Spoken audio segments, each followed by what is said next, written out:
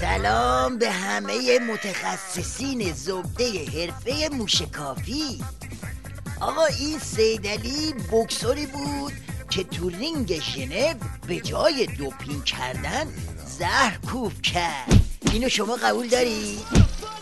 حالا این بوکسور قناس زهر خورده در حالی که دراز به دراز کف رینگ افتاده یهو با خبر افزایش تحریما مواجه میشه. به نظر شما یه چنین زمین خورده ای تو این وضعیت چی کار باید بکنه؟ چی؟ سرشو بذاره بمیره؟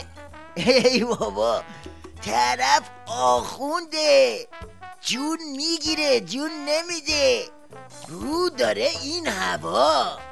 واسه همین تو همون وضعیت هم شروع میکنه با هارت و پورت. یک نوع میتونم عرض بکنم که سردرگمی رو در مقامات آمریکایی مواجه هستیم. از یک طرف در مدعی هستن که در کنگره به دنبال جلوگیری از وضع تحریم های جدید هستن، از اون طرف با حرکاتی از این قبیل تحریم هایی رو، شرکت هایی رو به لیست تحریم ها اضافه میکنن. تازه این فقط یه چشمش بود.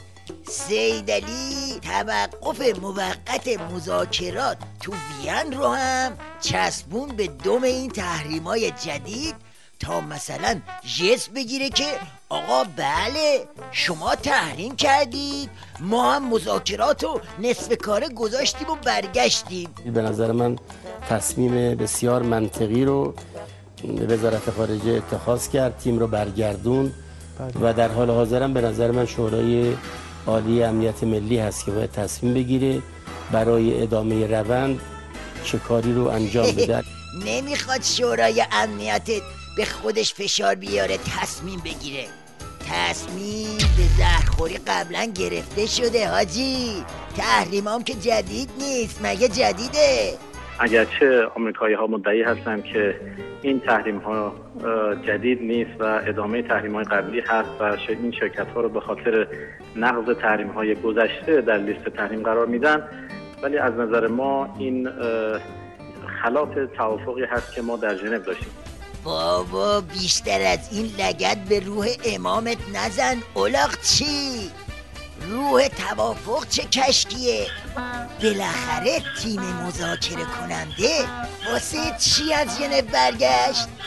اصل حرفو بگو. مذاکرات خب خیلی به کندی پیش میرفت. ما از مجموعه روحیه حاکم بر مذاکرات هم رضایت چندانی نداشتیم و از اینکه به هر حال مذاکرات نمیتونست به خوبی پیش بره و سازگارها تضمین بشه ما رضایت نداشتیم و خرسند نبودیم.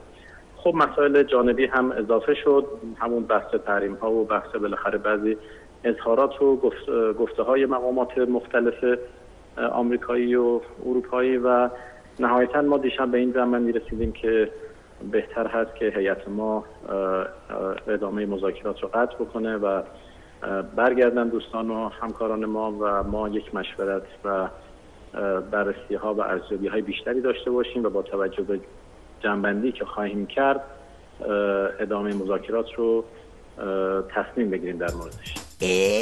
اینطوریه؟ پس این چی میگه؟ Well, Iran and 6 world powers ended their latest round of nuclear talks in Geneva today. But the reason why really depends on whom you ask. جیم، این یعنی این که هر کی حرف خودش میزنه ها؟ Go ahead, ادامه بده. Iran's Mehr news agency says Tehran suspended the talks, but a European Union spokesman says the talks were stopped due to complex technical issues and that they'll resume again soon. باشه بابا باشه. الان حتما میگی این رسانه استکباری دروغ میگه ها؟ بیا بابا تابناک سبزعلی رضایی رو چی میگی؟ بدبخت رسانه خودتم پتر رو ریخته رو آب. دلیل اصلی توقف مذاکرات کارشناسی ایران و 5 به علاوه 1 چه بود؟ نه عراقچی و نه افغان هیچ یک به طور مستقیم ارتباطی میان تحریم‌های جدید آمریکا و پایان مذاکرات کارشناسی برقرار نکرده و مطلب صریحی را در این زمینه بیان نکردند. به این ترتیب هنوز به طور دقیق مشخص نیست که روز و شب گذشته در مذاکرات کارشناسی ایران و 5+1 چه گذشته و توقف این مذاکرات تا چه حد به اقدامات تحریمی آمریکا مربوط بوده است؟ بله، این همون داستان بکسور زهرخورده ولایته که گیج و بیج و پهن زمین میخواد افه بزن بهادری بیاد، اما اونقدر وضعش پتاله که حتی نای همین افه رو هم نداره. حالت بده سیدعلی، حالت بده. حالم بده، احوالم بده، امام و مقبایی دیدم، خودم و لگد مالی دیدم، خیلی بده. حالم بده، حالم بده، آقا رو با بیجامه دیدم، سرشو بی امامه دیدم، خیلی بده. حالم بده، احوالم بده، رفیقام و اسقاطی دیدم، خودم و توشون قاطی دیدم.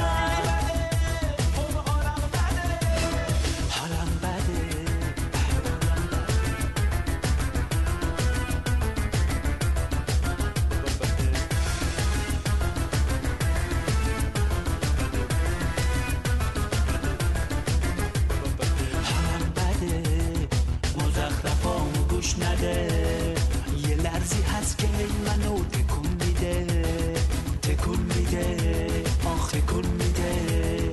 حالم بده، احوالم بده.